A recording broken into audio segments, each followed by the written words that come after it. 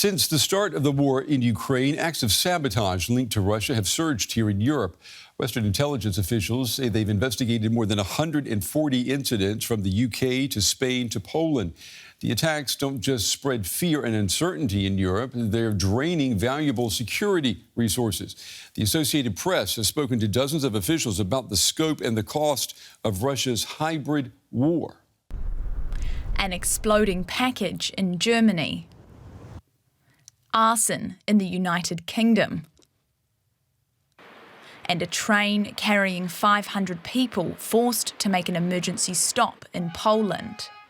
All examples of the 145 alleged Russian sabotage incidents tracked by the Associated Press since the beginning of the war in Ukraine in 2022.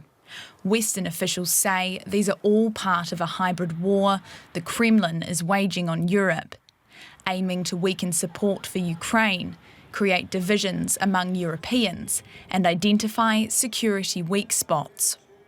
Most known sabotage acts, like the targeting of this Polish rail line, have not resulted in major damage or casualties, but they could have. A bomb damaged the tracks and the overhead line was cut, but the passengers were able to get off without injury. I think the more important side of this is psychological. The psychological damage that they are trying to inflict in terms of creating a sense of fear amongst populations, because these things could result in mass casualties. Incidents have now been recorded in the majority of European countries, from Spain and Iceland in the west to the countries directly bordering Russia, with authorities in Poland and Estonia recording the highest number. Officials say the way Russia is conducting hybrid warfare has also changed, using foreigners with criminal backgrounds as cheap proxies for Russian intelligence operatives. Like this Moldovan man who threw a can of petrol into a Ukrainian restaurant in Estonia, despite never having visited Estonia before. It's much more difficult for members of the GRU to come to the United Kingdom armed with a chemical nerve agent and try and assassinate somebody. So as a result, they've changed their method of operation, which is now to try and use criminal proxies to undertake that activity on their behalf. The leader of one European intelligence service said investigations into Russian interference now take up as much of the agency's time as terrorism. Russia denies having any connection to the incidents. All right, I want to bring in now Marina Miron. She's a military analyst in the Department of Defense Studies at King's College London. Marina, it's good to see you. What do you make of these findings in this AP investigation? Good day, Brent. In order to contextualize those findings, we have to look at the crime statistics all across Europe and try to fit in how many of such cases are actually linked to Russia in order to gain a better picture. Because what happens is that we have, let's say, the bomb attack in Poland, right? And then it gets all over the news.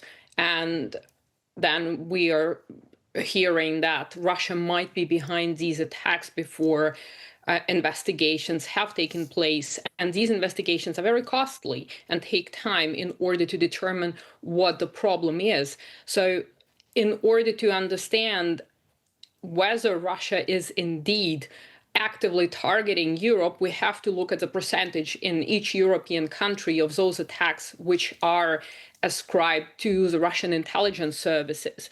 Because for me, what we're having here is much more of a systemic problem, and we risk overstating the power of Russian intelligence agencies, because they just need one attack or one operation that succeeds and reaches the media, and then we automatically think next attacks or subsequent acts of sabotage might be linked to Russia, giving them perhaps more credit than they deserve. Well, Marina, isn't this a part of a hybrid warfare strategy, scaring the public with minimal input into creating that fear? I mean, do you think that these attacks are really more about creating fear and distraction? These attacks are about exploiting systemic problems within the European Union. And of course, they will have a psychological component. I'm not a big proponent of the term hybrid warfare, which is essentially a Western concept. Which found its way into doctrinal writings back in 2008. So it's not a Russian concept, and perhaps using this concept to understand what Russian intelligence services are doing could skew the overall picture and thereby limit our law enforcement agencies in addressing the actual problems. And therefore, yes, there is an informational component, very similar to terrorist attacks, but it also depends on how we deal with it. If we compare, say, 9/11 and the coverage of 9/11 compared, say, to the 2005 Madrid attacks, the idea of the Europeans was to keep it down, not to underplay the damage that has been done and the deaths, but not to cause panic. And of course, if we see a lot of news coverage of such incidents, even if they form just 1% of the actual criminal statistics, we actually aiding the Russians or whoever is behind such attacks in creating that psychological pressure on the populations. Well, if the media, for example, were to, let's say, pull back somewhat on the reporting of these hybrid attacks, then we would also be faced with an accusation that we were taking sides or that we were trying to play down something that is really harmful. That wouldn't be an acceptable move forward, would it? Well, going back to the Madrid bombings, it was the same. There was some coverage. However, you haven't had the same amount of coverage as with 9/11. And of course, if we start reporting every car accident, then people will be afraid to drive. And so I don't think that the media has the capacity to report every incident. And yes, it should be reported, but only when there is solid evidence that the actors behind this have been caught. But going back to my earlier point, it is a systemic problem that is being exploited here. And generally speaking, if we look at the Polish case with a bomb, it was a Ukrainian citizen who entered Poland with criminal charges. So we should be able to exercise some degree of crisis prevention rather than reacting to that. And I think that, yes, what these attacks expose, whoever the actor behind them is, because there are non-state actors, there are terrorist groups as well interested in destabilizing Europe. We should be able to mitigate those if that happens, and most importantly, prevent them. And that is something that I'm not seeing here, because the military is being called to deal with many of the things which the law enforcement should be dealing with. That's an interesting point right there. I know you and we have spoken over the last 4 years about the shock in certain military circles that Russia's military has not been able to move into Ukraine and claim a quick victory. It's now claimed that Russia has begun relying more on criminal proxies rather than trained intelligence officers. Does this make these operations harder to anticipate and harder to stop when it's not a tank that you're trying to stop? It might be a drone. It is, as I said, it is very difficult, and it requires coordinated effort amongst European law enforcement agencies as well as intelligence agencies, and free flow of intelligence when it comes to such cases. It's more, it takes much longer, and it costs a lot of money and a lot of effort to be able to determine who the actual actor behind this is. And it would only be logical for any intelligence service or for any actor to exploit those criminal networks, because essentially this is about money.